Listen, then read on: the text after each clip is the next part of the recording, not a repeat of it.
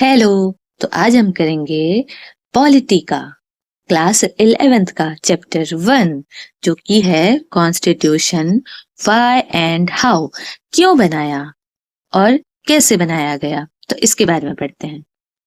सबसे पहला जो बेसिक फंक्शन है कॉन्स्टिट्यूशन का वो क्या क्या है।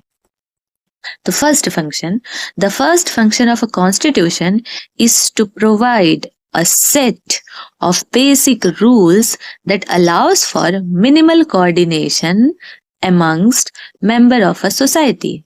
किसी चीज के बारे में सोसाइटी को डिस्कशन करना है तो वो थोड़ा कम से कम अमाउंट में होना चाहिए। ये नहीं घर ऐसे बनाना चाहिए या फिर इस रिलीजन के ये राइट हैं या फिर सबको एक ही फंक्शन करना है या फिर ये पढ़ाई कर सकती है नहीं पढ़ाई कर सकती, जैसे पुराने हिस्ट्री में होता था वैसा नहीं है। सबके लिए एक कुछ बेसिक रूल्स है, उस पे ही रन होगी ये सोसाइटी। और ऐसा क्यों किया जाता है? वेलफेयर ऑफ सोसाइटी के लिए। तो ये फर्स्ट फंक्शन है। Next, the second function of the constitution is to specify who has the power to make decision in a society. It decides how the government will be constituted. तो पहले में अब basic set of rules हो गया। अब वो जो rules है उसको बनाएगा कौन? कोई तो बनाएगा, या तो सब मिलके बनाएंगे मेजोरिटी बेस पे, या तो किसी को रिप्रेजेंटेटिव चूज करेंगे जो उनके फेवर में उनके लिए रूल्स बनाएंगे।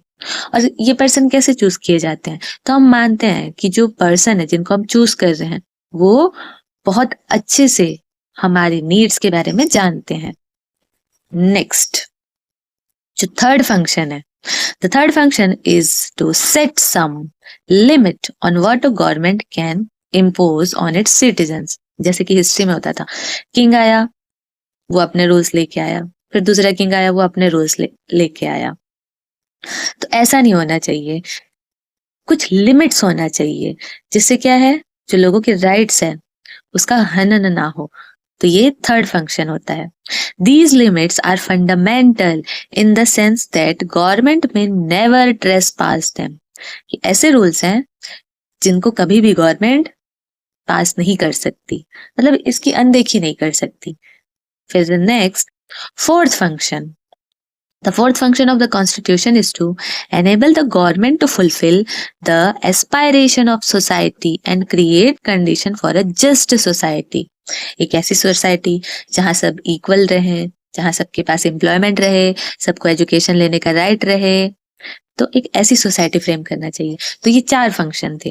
पहला फंक्शन था बेसिक सेट ऑफ रूल्स, फिर सेकंड फंक्शन में उनको बनाएगा कौन उसके बारे में, फिर थर्ड में जो रूल्स बनाए गए हैं उसमें कुछ लिमिट होनी चाहिए, फिर फोर्थ में क्या है, enable the government to fulfil the aspiration of society, जो लोगों की नीड है उसको फुलफिल किया जाए।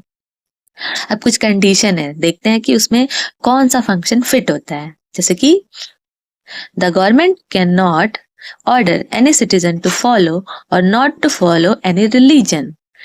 ये कौन से फंक्शन है? तो limitation on the power of government. वैसे ही second, the government must try to reduce inequalities in income and wealth. जो लोगों की इनकम है और जो लोगों की धन संपत्ति है वो ऐसा नहीं होना चाहिए कि एक सेक्शन के पास जाता है और एक सेक्शन के पास खाने के लिए भी नहीं है। तो ये कौन सा फंक्शन है? ये फोर्थ फंक्शन है। फिर है next condition, the president has the power to appoint the ministers. तो ये थर्ड फंक्शन है जहां पर लिमिट करती है गवर्नमेंट को। The constitution is the supreme law that everyone has to obey. तो ये भी कौन सा है? थर्ड फंक्शन है। Indian citizenship is not limited to people of any race, caste और रिलीजन। तो ये भी किसके बारे में बात करता है? ये भी थर्ड फंक्शन है। एक बार रिवाइज कर लें सारे फंक्शंस। तो first, a set of basic rules. Second, specify who has the power to make decisions. Third, set some limits. Fourth, enable the government to fulfil aspiration of society. तो ये हमारे revision questions हो गए। अब ये देखिए, ये है डॉक्टर राजेंद्र प्रसाद। ये कौन थे? ये प्रेसिडेंट थे किसके? कॉन्स्टिट्यूएंट असेंबली के। एग्जाम में क्वेश्चन आता है, who is the president of constituent assembly? तो doctor Rajendra Prasad. And chairperson कौन थे ड्राफ्टिंग कमेटी के? तो ये थे B.R. Ambedkar sir. Composition of the constituent assembly. Composition, कौन कौन था कॉन्स्टिट्यूएंट असेंबली में? The number of members in the assembly was reduced to 299 और ये informally elected थे।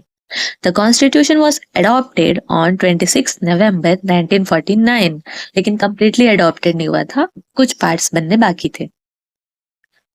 284 members were actually present on 24 January 1950 and appended their signature to the constitution as finally passed. The constitution came into enforce on 26 January 1950. तो ये कुछ main points है। 299 members थे। Adopted कब हुआ था? तो 26 नवंबर 1949 को।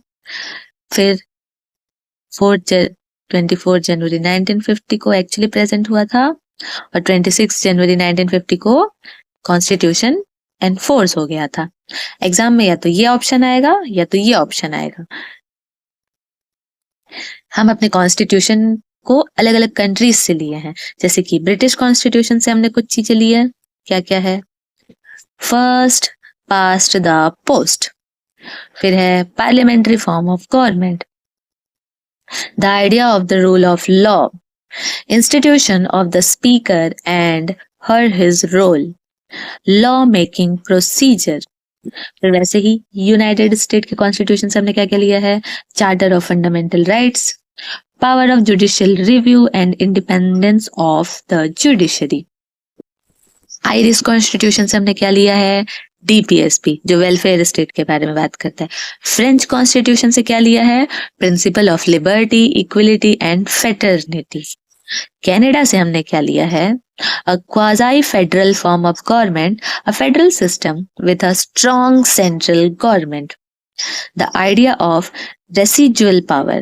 तो ये हमने डिफरेंट कॉन्स्टिट्यूशन से जो बेस्ट चीजें हैं उनको बोरो किया है और इसको एक वर्ड से डिस्क्राइब करते हैं, रैन सैकिंग।